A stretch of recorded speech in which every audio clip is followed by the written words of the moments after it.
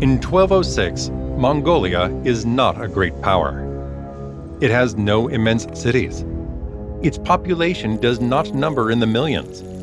It has no armies on the scale of China's. Yet from this steppe, an unprecedented war machine will be born.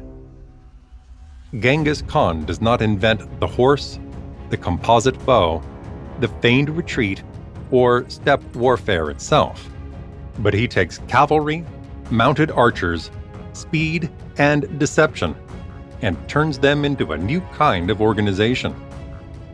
A system capable of crossing deserts, coordinating tens of thousands of warriors, and striking where enemies believe they are safe. And so the Mongol war machine is born.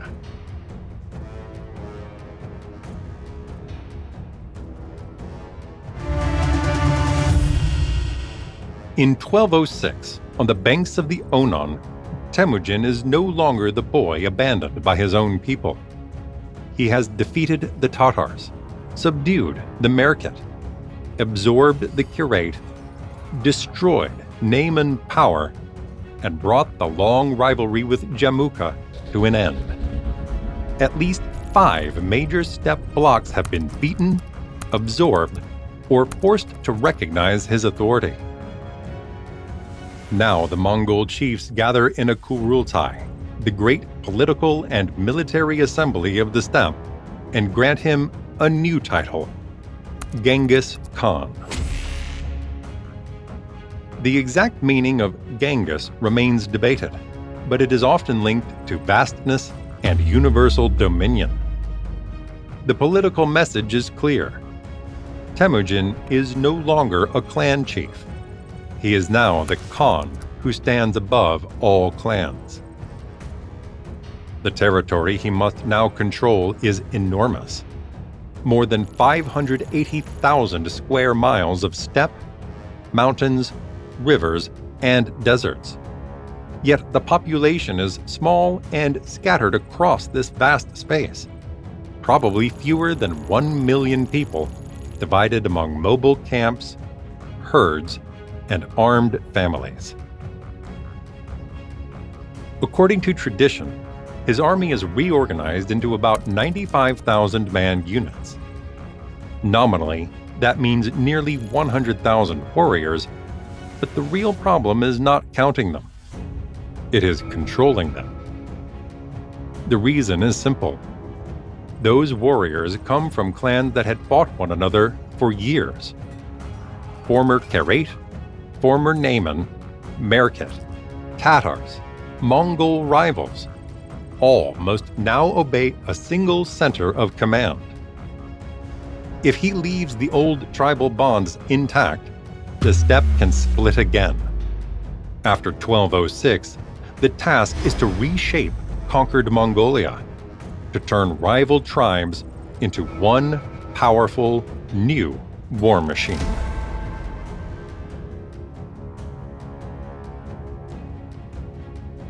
After the Kurultai, Genghis Khan cannot leave the steppe as it was. Kerait, Naiman, Merkit, Tatars, and Mongol rivals have not forgotten old memories, vendettas, and chiefs overnight. They have been beaten and absorbed, but if they remain intact, they can rebel again. Genghis Khan's solution is simple in form, but radical in consequence: to reorganize the entire military and political hierarchy. At the base is the Arban, a unit of 10 men. 10 Arban make a Jagun, 100 men. 10 Jagun make a Mingan, 1,000. 10 Mingan make a Tumen, nominally 10,000 warriors. These numbers are not just military accounting. They draw a new geography of power. A warrior no longer obeys only the head of his lineage.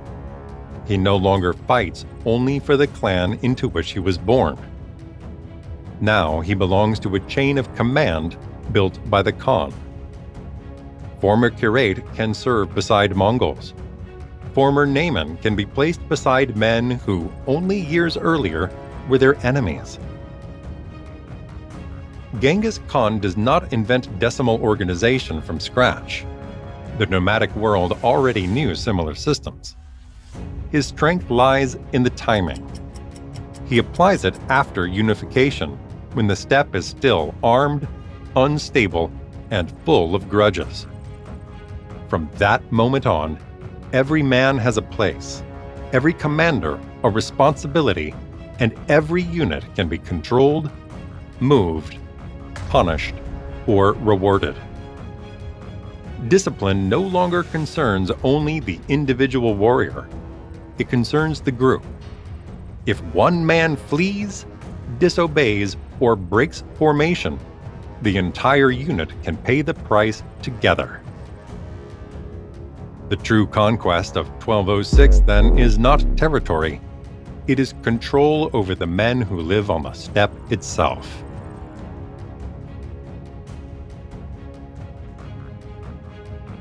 Did you know that most people who watch our documentaries aren't subscribed yet? If you enjoy animated maps and history, join our community. Leave a like and subscribe so you never miss the next episodes. Genghis Khan's military organization needs a command center. Not a capital built of stone, but a mobile, armed court, always close to the Khan wherever he moves. This is where the Keshik, Genghis Khan's personal guard, begins to play a central role. At first, the guard was much smaller. Tradition speaks of 80 night guards and 70 sentinels. After 1206, however, Genghis Khan expands it until it becomes a chosen corps of thousands, associated in the sources with an elite force of up to 10,000 guards. The Keshik does more than protect the Khan. It is also a political instrument. Selected men enter the guard, sons and brothers of the most important commanders. Serving close to the Khan is an honor, but also a form of control. Young men from powerful families learn to obey Genghis Khan before they obey the old leaders of their clans. The guard thus becomes a command school, an elite corps, and a guarantee against the full revival of old tribal loyalties. A mobile headquarters forms around the Khan. Tents, horses, guards, commanders, messengers, and men responsible for enforcing orders and decisions. Here, too, emerges a figure such as Shigi Kutuku, tied to the recording of judgments, sentences, and distributions within the new Mongol imperial order.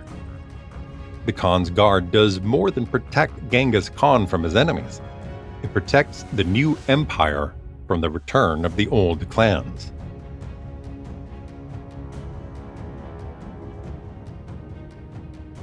Why will richer, more populous, urbanized states fail to stop the Mongols? Because they face not just horsemen, but a complete, organized military system. The Mongol warrior is, above all, a mounted archer.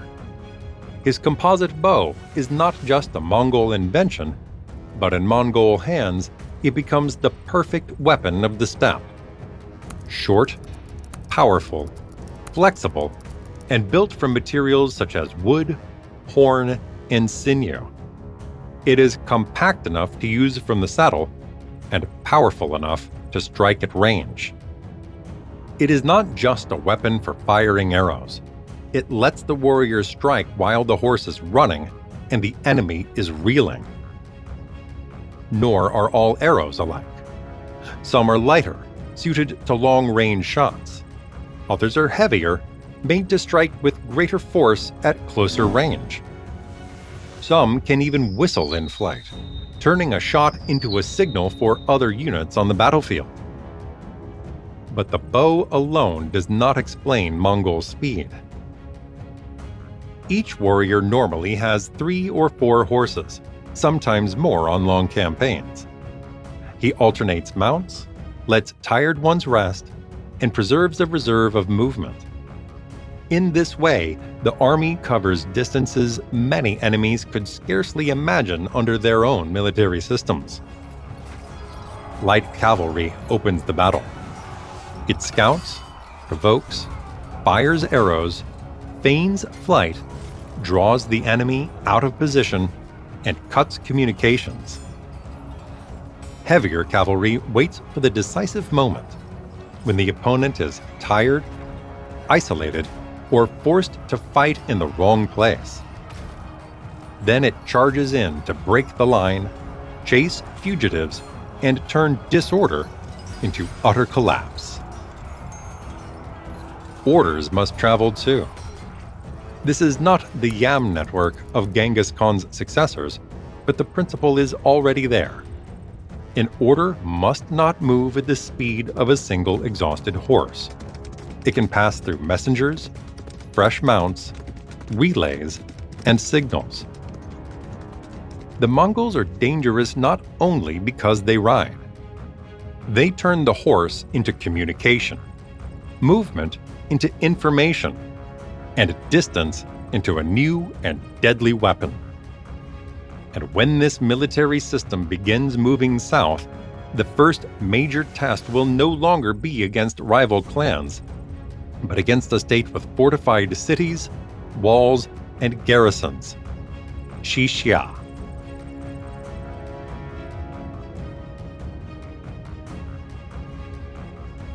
Now the Mongol machine is ready to leave the steppe.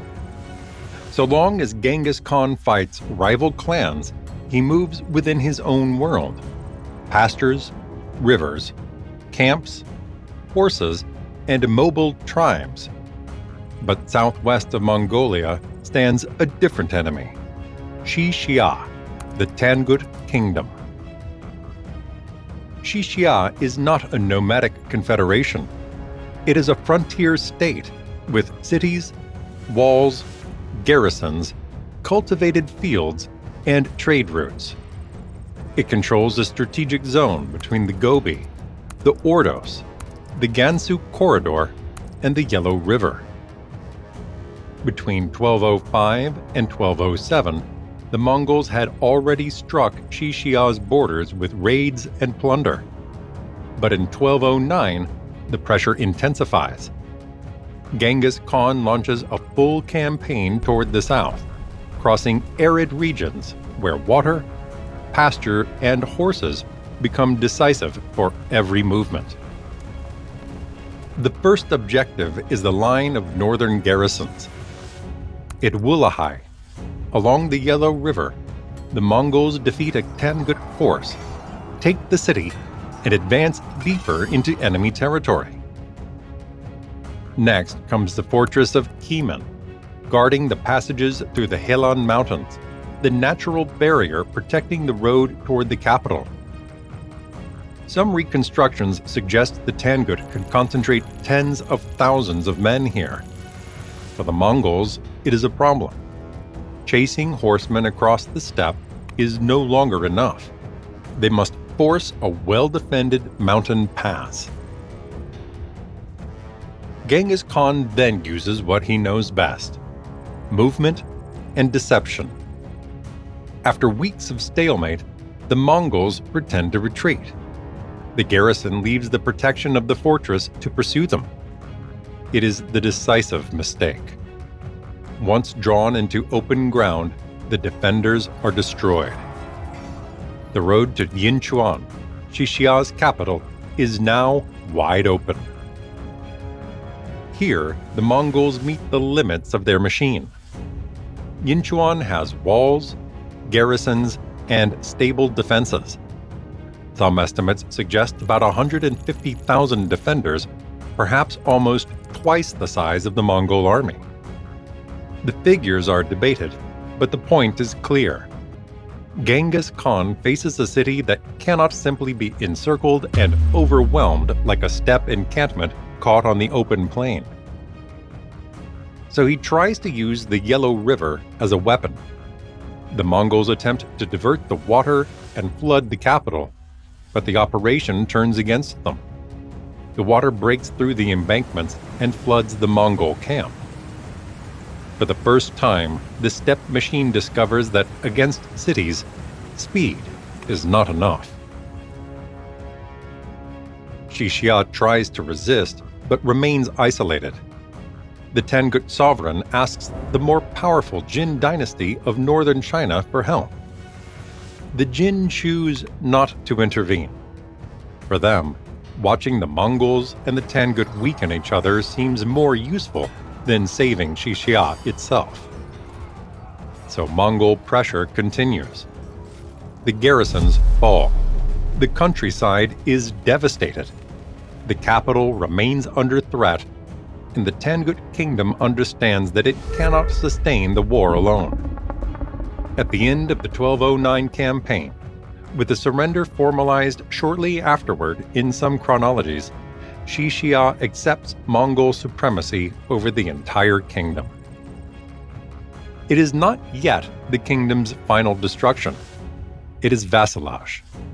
Xi Xia survives, but from that moment on, it must pay tribute, provide support, and recognize Genghis Khan's power.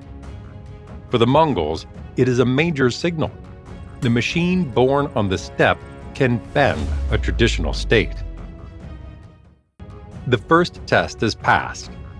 The true leap will come in 1211, when Genghis Khan looks farther east, toward a richer, more populous, and more dangerous enemy, the Jin dynasty of northern China. To continue this journey through history, subscribe to the channel, leave a like, and turn on notifications.